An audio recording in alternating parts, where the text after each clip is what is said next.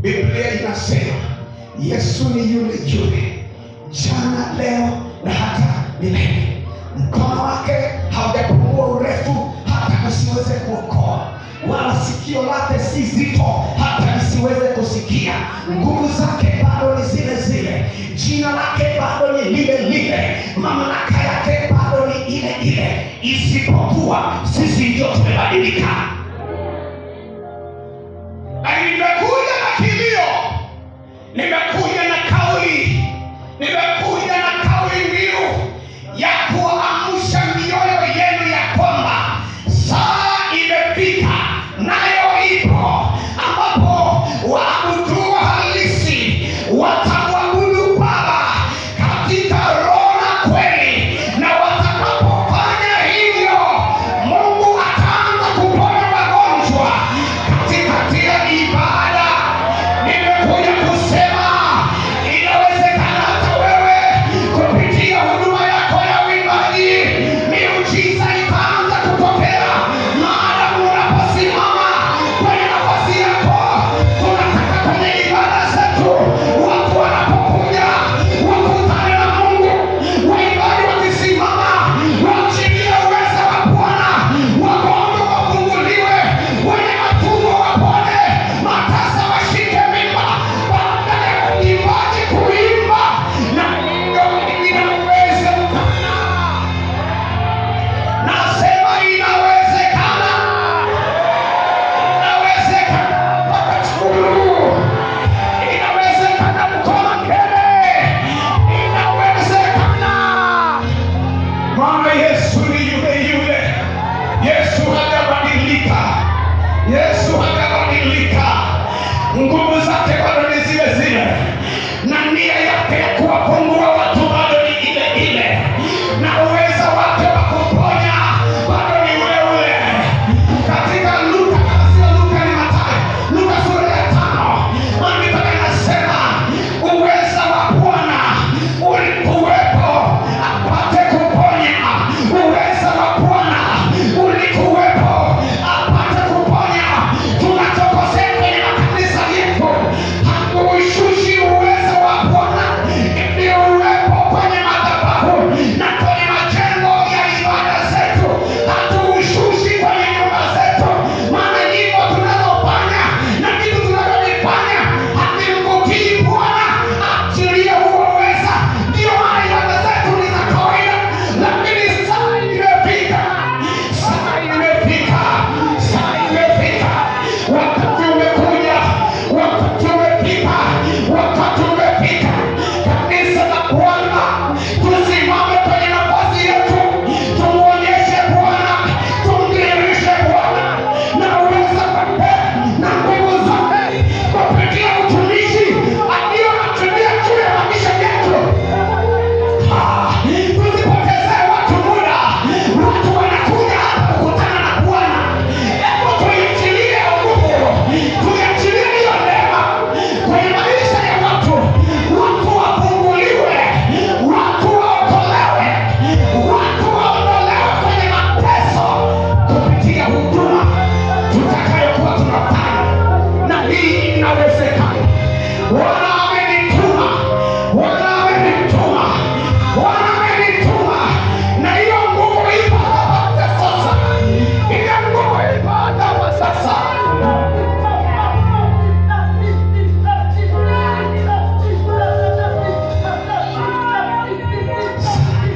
Hiyo nguvu hapa sasa ipo, hiyo nguvu hapa sasa hapa ipo.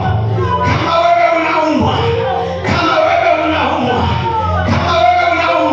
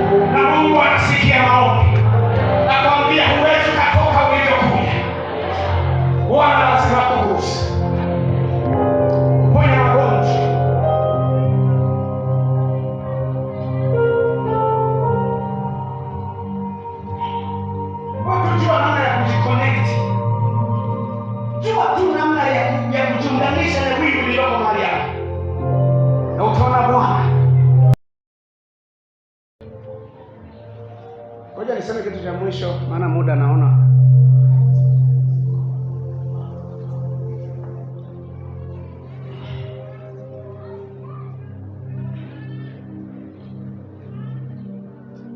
Uimbaji unaweza kutumika kama silaha ya vita.